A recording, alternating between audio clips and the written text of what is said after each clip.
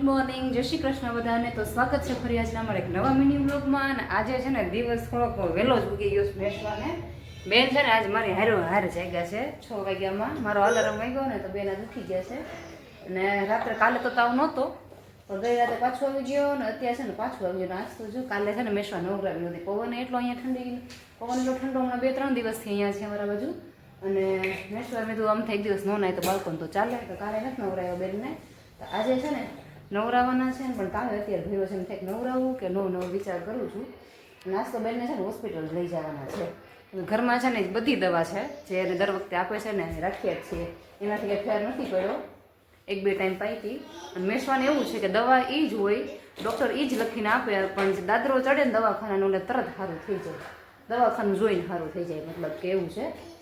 તો આજે એવું લાગશે ને તો સાંજે મેસવાન પપ્પા આવે ને તો હાંજકના લઈ જઈશું.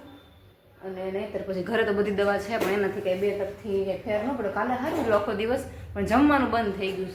હા, દૂધ જ કે અને બીજું કાંઈ નહીં વસ્તુ કાંઈ. નકર એને શાક રોટલી તો એનો ફેવરિટ છે, પ્રિય છે.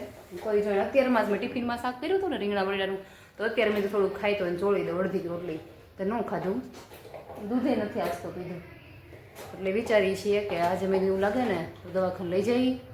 અને નવરાવાનો પ્રોગ્રામ છે. અને હજી છે ને સવારનું મોટા ભાગનું અડધું કામ થયું છે અને અડધું બાકી છે.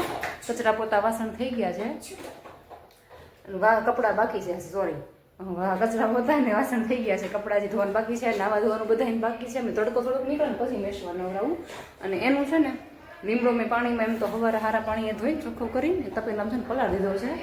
લીમડાના પાણીથી નાઈ ને તો સરસ મેં થઈ જાય. એટલે જો આ 2-3 કલાક રહી તો 11 વાગે ઢુકડીને નવરાવું. અને આજે એમાં થયું એવું મારાથી જ છે ને એમ કહેતા ઉતાવળ હોય, બેન હરવાર ઉઠ્યા અને એટલી લેફ્ટ રાઈટ થઈને મેસવા પપ્પાનું ટિફિન હોય સવારમાં. અને આ બેનને મજા નથી, આમ તો રમા કરે ઉઠીને, તો એને મજા નથી એટલે આપણે બાજુમાં ટાળીવાળા કરે ને એની મજા ન હોય કસકસ કર્યા કરે ઉકારા. એવું કંઈક હતું એટલે ઉતાવળમાં ઉતાવળ તપેલી દૂધની ફ્રીજમાં એ એક કામ એવું. તો એ જો ફ્રીજ થોડુંક સાફ કર્યું છે, અડધું અંદરનું કર્યું છે, હાવ ડીપ નથી થયું કેમ કે અત્યારે સમય નથી. બસ બેનને મજા નથી એટલે એ હારવાર મારી હારો ટાઈટની બહાર એટલે મેં કીધું એને ઘડીક છે ને રાખીએ. અડધું કર્યું છે બધું, અડધું સફાઈ કરી ફ્રીજની, અડધી હજી છે ને બાકી છે. એવું કંઈક છો આજનો દિવસ તો બીઝી શિડ્યુલવાળો. એટલે જો આમ તો અડધું તો થઈ ગયું છે, મોટા ભાગનું તો છે ને ઓલી હૂકવીને રાખી દીધી છે શીટ ફ્રીજની. તો કપડાનું જે બાકી છે, ફળિયું બાકી છે, કચરા પોતા વાસણ થઈ ગયા છે. આજે છે ને ભાઈ જો ઘરે છે ને માથાનું તેલ બનાવવાનું છે. અત્યારથી છે ને તેલમાં બધી વસ્તુ નાખીને રાખી દઈ 7-8 કલાક પડ્યું હોય તો સાંજે છે ને ઉકાળ નાખવાનું છે. તો એના માટે છે ને મેં એક તો છે ને લીમડા જો સારોથી ધોઈ અને મૂકી લીધો છે. આ બધું ખાઈ ત્યાંથી મોકલું છું, ભાઈ એણે બનાવ્યું હતું ને એટલે લીલી મહેંદી છે, મીઠો લીમડો, જાસૂદ, પછી ભાંગરો છે અને ઓલા ખમણેલા આપણે શું કહેવાય ઓલું આંબળા, એવું બધું કંઈક છે. નજીક છે ને આપણે દેશી ગુલાબ આવે ને એની પાખડીઓમાં નાખવાનું છે. એટલે એ જે સાંજે છે ને મેસવા પપ્પા આવશે ને ત્યારે લગાડમાં નાખી દેવું. પછી છે ને તેલને ઉકાળવાનું છે.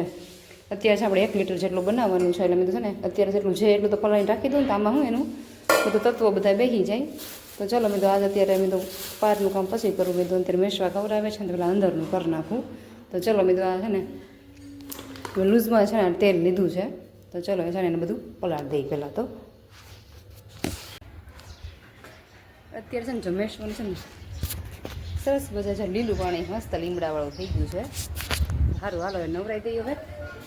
લીમડો છે ને જો કલર ચેન્જ થઈ ગયો છે, પીલા જેવો થઈ ગયો. ચલો હવે બેનને નવરાઈ.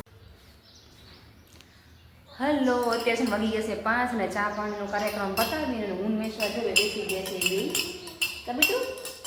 અત્યારે છે ને થોડું સારું છે, હજી હમણાં ઉઠી 4:30 બાજુ બેન ઉઠ્યા અને થોડોક નાસ્તો કર્યો છે. થોડુંક અત્યારે સવારમાં ખબર એ ઉઠે ને ત્યારે બહુ હોય છે, દિવસે કાંઈ વાંધો ન થતો, એમ લઈ જાય ન લઈ જાય એવું કંઈક ચાલે છે. તો મેં હવે કેસ તો લખાઈ નાખ્યો છે, 6 વાગે વાર હોય છે, 5 તો ઓલમોસ્ટ થઈ ગયા છે. તો ચલો જઈ આવી રીતે. એમ કાલ થશે પાછો રવિવાર, તો ચલો જઈ આવી ને. કાલે છે ને મારી કમેન્ટ હતી કે તમે કે દીદી કે તોરણ તમે ક્યાંથી લીધા છે એ જ કહેજો ને. તો છે ને જો આ ટાઈપના કંઈક છે, આ છે ને આવી રીતે કંઈક છે.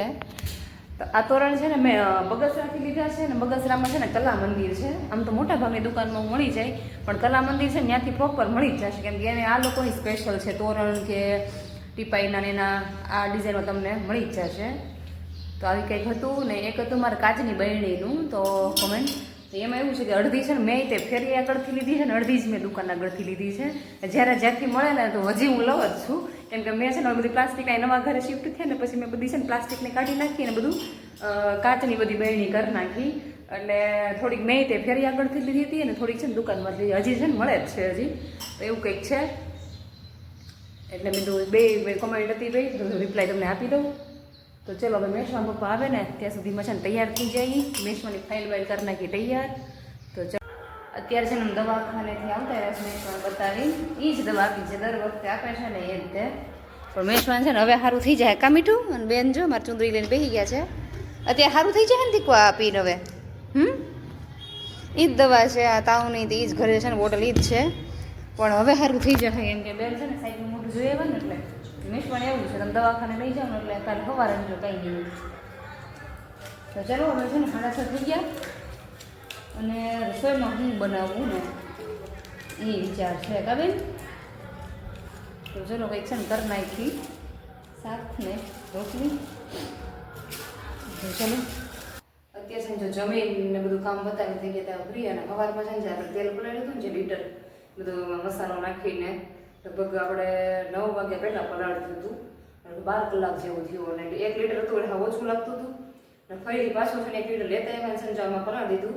આમાં કાંઈ હમાયું છે ને એટલે મોટા પ્રવાસમાં પેલા લઈ લઈને આને છે ને આપણે ઉકળે ને પાણી એવી રીતે છે ને ઉકાળવાનું છે આ તેલને.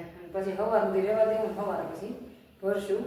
તો ગુલાબની પાંખડી નહોતી સવારે એટલે સમજો આ લેતા આવ્યા ગામમાંથી ગયા હતા તો ગામમાંથી ને પલાળી દીધી પાંખડી નાખી દીધા. 5-6 પલાળા નાખ્યા છે કદાચ હે ને 5-6 આપણે ગુલાબ આવે ને નીચે પાંખડી નાખી છે. દેશી ગુલાબ જે આપણે સાદા આવે નહીં.